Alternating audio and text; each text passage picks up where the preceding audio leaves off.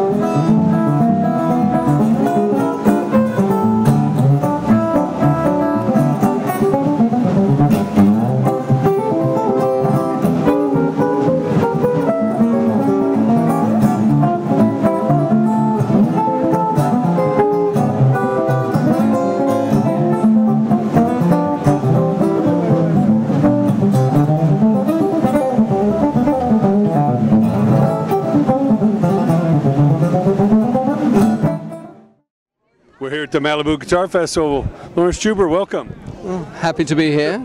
Every year so far, it sounds like you're not going to miss a year. I don't know. I mean, this just seems to come up. And you know, you mix nature and music, and it's always a good thing. Well, and guitar, of course. There we go. Even more important. Yeah.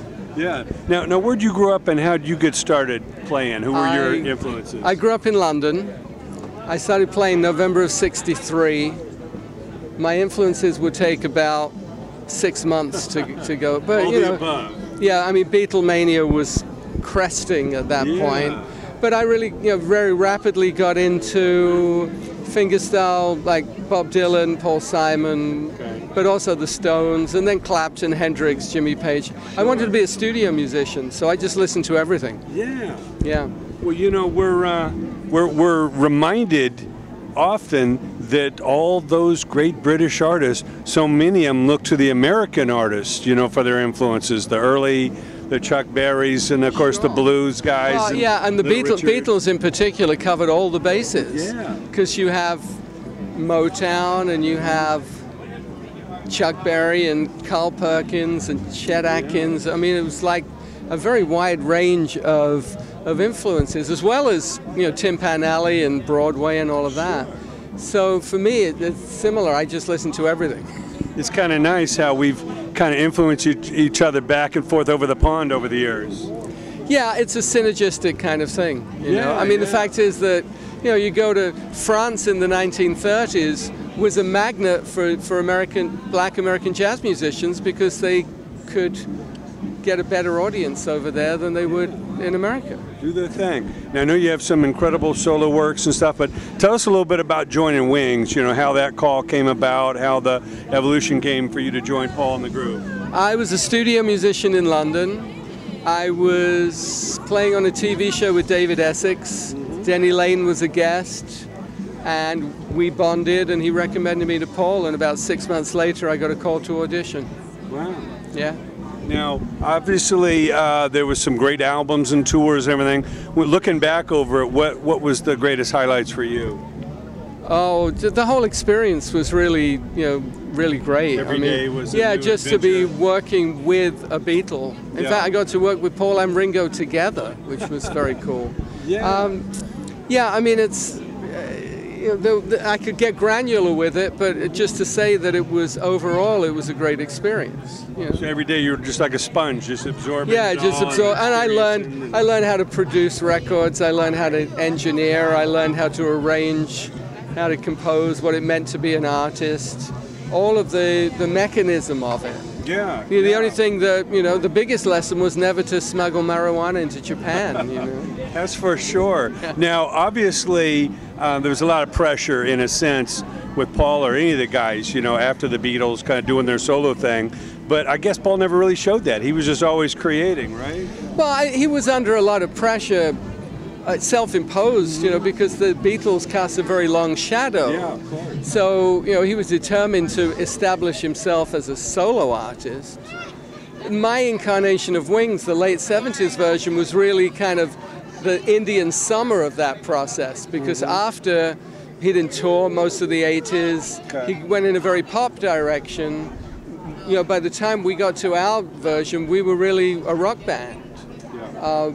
And it was, I mean, it was really remarkable how much control he took, but then was very flexible and willing to collaborate too. So it was a very cool experience. Yeah. Well, I know there's nothing like the homeland, but how many years now have you been living in America, and why do you choose to live here? 36 years. I put down roots here. I mean, you know, I moved to New York, met Hope, who became my wife. She was from LA, came to LA, started a career as a studio musician and then as a solo acoustic player, and never really, you know, I mean, I left England, so I didn't intend to go back. Yeah. You know, I became a citizen. You can always visit. Well, exactly. I became a citizen in 1988, and, you know, just this is where I live. Yeah, that's amazing. Now tell us about your solo work. I believe the latest one has something to do with the Beatles? It's my third album of Beatles. So LJ plays the Beatles, Volume 1, Volume 2, and then LJ can't stop playing the Beatles.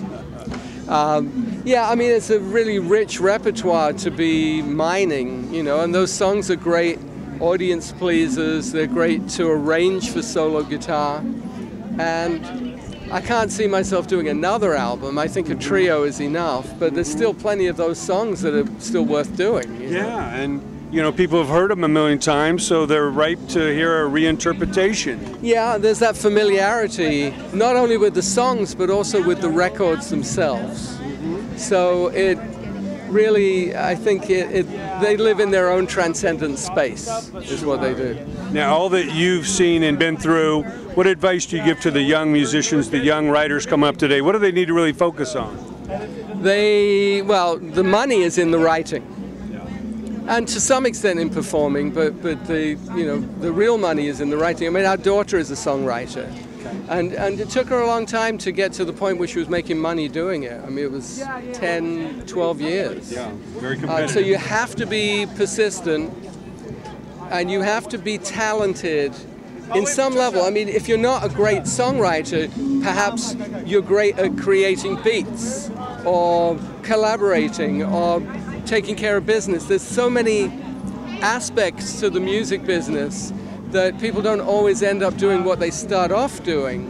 You know, it takes a rare talent to really become a commodity as a songwriter.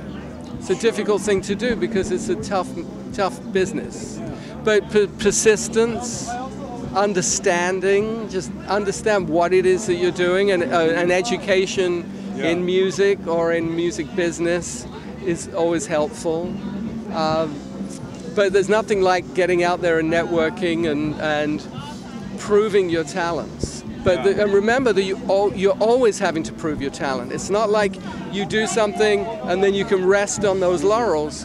The next time you walk into a writing session, it's like you've never done one before. You have to prove yourself all the time. Yeah, there's no coasting, that's for sure. No, you can't coast. I mean, you know, and if you do coast, then you're not challenging yourself enough as an artist.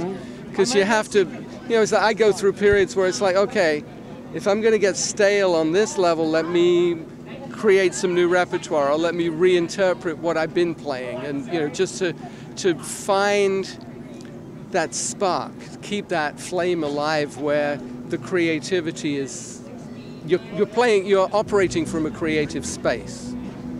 But you got to couch that in the context of taking care of business too. Yeah. Yeah. Well, Laurence, always great to see you. I know you're going to have a tremendous set today, and welcome again to the Malibu Guitar Festival. Thank you very much. Happy to be here. Quick shot.